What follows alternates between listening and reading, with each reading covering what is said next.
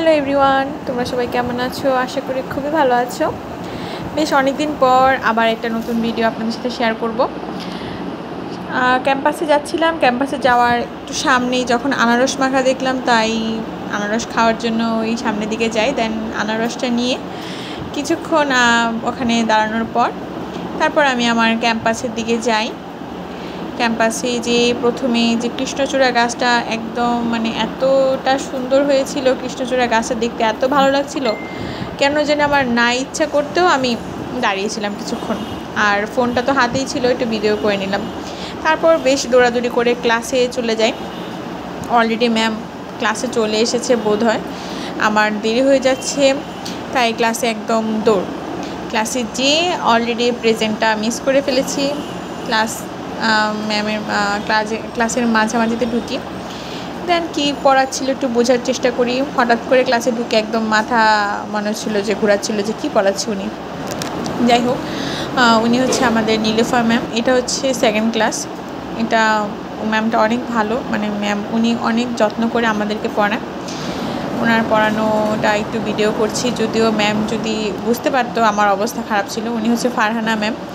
চলে যাব শেষ ইয়ার একদম, তাই একটু ভিডিওটা করছি। ক্লাস অবশ্যই আমার স্যার ম্যাডামরা যদি দেখে থাকেন তাহলে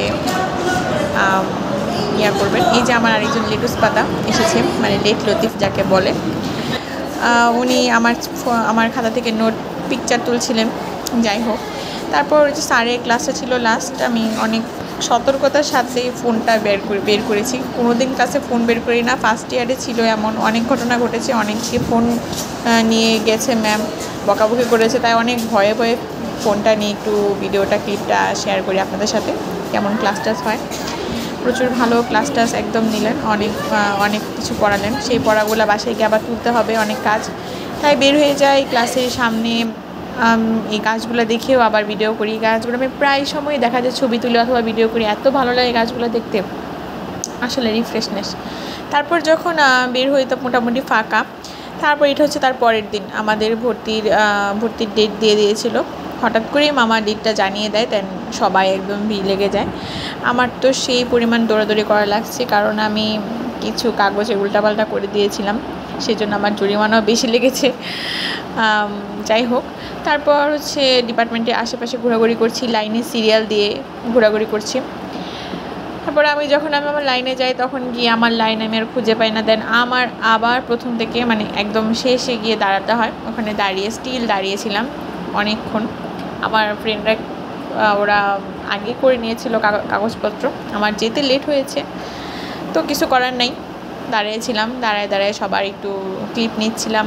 অনেকেই তাড়াহুড়া করে আসছে, বেবি রেখে আসছে, অনেকে অনেক প্রবলেম ছিল সেগুলো বলছিল, এত লেট কেন।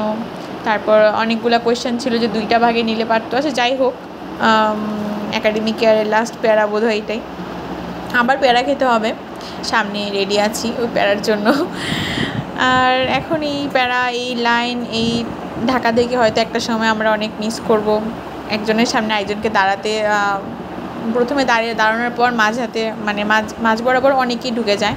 দেন আমাদের লাইনটা আর সামনে যাচ্ছে না, তারপর একজন চলে গেল যে এই দাঁড়াও সবাই, আমি লাইন মেনটেন করবো, দেখি কে ভিতরে ঢুকে। যাই হোক, অনেক মজা করছিলাম সবাই মিলে, দাঁড়িয়ে দাঁড়িয়ে কথা বলছিলাম। চারপাশে ক্যাম্পাস জুড়ে সবারই একদম ভর্তির সিরিয়াল লেগে গেছে, এদিকে লাইন ওইদিকে লাইন, এদিকে আবার পরীক্ষা চলছে।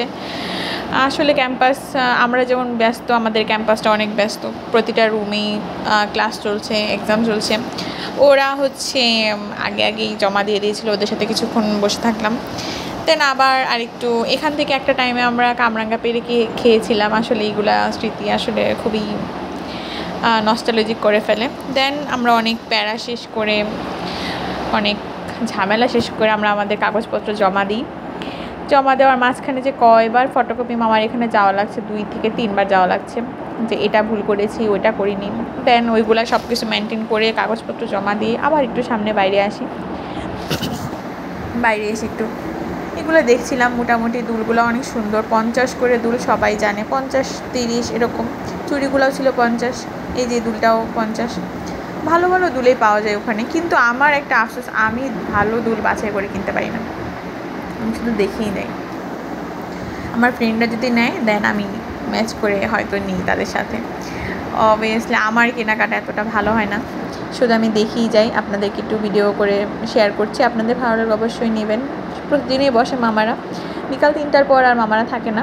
এগুলো সবই 50 করে ছিল। এখান থেকে চুড়ি নিয়েছিল এক মোট, চুড়িগুলোও সুন্দর, বাট আমার হাতে হয় না। এই তো আফসোস। যাই হোক, এই পার্লের মালাগুলো দেখেছিলাম, ওই দিন নিয়েই গেছি, এটা ভালো ছিল। এই চুড়িগুলো একদম বাচ্চাদের কিউট। তারপর এখানে অনেক জুয়েলারি, অনেক ব্রেসলেট, গলার, কানের, এগুলো অনেকগুলো ছিল, বেশিরভাগই 50 করে দাম। এগুলো 50, যে যার ড্রেসের মতো চয়েস করে নিতে পারো। এই যে চুড়িগুলো নিয়েছিল আমার ফ্রেন্ড 50 করে, এগুলোও 50, সবই 50। মামাটা বসে অনেকগুলো জিনিস, একদম ভালো লেগেছে কিছু কিছু। কোনটা কিনেছি, মানে আমার ফ্রেন্ড কোনটা কিনেছি অবশ্যই আমি জানাবো। এই চুড়িটা ভালো লাগছিলো কিন্তু বাচ্চাদের। যাই হোক, কিছুক্ষণ এখানে দেখলাম চুড়ি। এই চুড়িগুলোর দাম বলেছিল মেবি 100 করে, বড় চুড়িগুলো। এগুলো হচ্ছে 50 করে, সুন্দর সুন্দর। তারপর আমরা এখান থেকে শেষ করে সামনে একটু রেস্টুরেন্টে যাই কিছু খাবো বলে। কি খাবো, আমরা বেসিক্যালি ওভেন বেক পাস্তাটা খুবই পছন্দ করি আমরা ফ্রেন্ড সার্কেল সবাই। তো এটা পেলাম না, দেন এটা খেলাম হোয়াইট সস পাস্তা, খুব একটা ভালো লাগলো না। এই অল্প কোয়ান্টিটি ছিল 170 টাকা, না ছিল কোনো চিকেন, না ছিল কোনো সসেস বা কিছু, নর্মাল পাস্তা, কয়েকটা গাজর ছিল, ক্যাপসিকাম, জাস্ট টাকাগুলো মনে হচ্ছে ওয়েস্ট অফ মানি আমার কাছে লেগেছে অন্তত। যাই হোক, আজকের মতো এখানেই ভিডিওটা, টাটা সবাই, টেক কেয়ার অ্যান্ড বাই।